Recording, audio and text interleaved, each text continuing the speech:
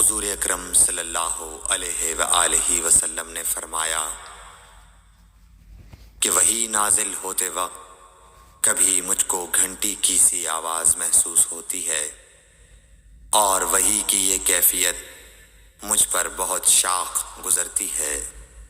جب یہ کیفیت ختم ہوتی ہے تو میرے دل و دماغ پر اس فرشتے کے ذریعے نازل شدہ وحی محفوظ ہو جاتی ہے، اور کسی وقت ایسا ہوتا ہے کہ فرشتہ بشکل انسان میرے پاس آتا ہے اور مجھ سے کلام کرتا ہے، بس میں اس کا کہا ہوا یاد رکھ لیتا ہوں۔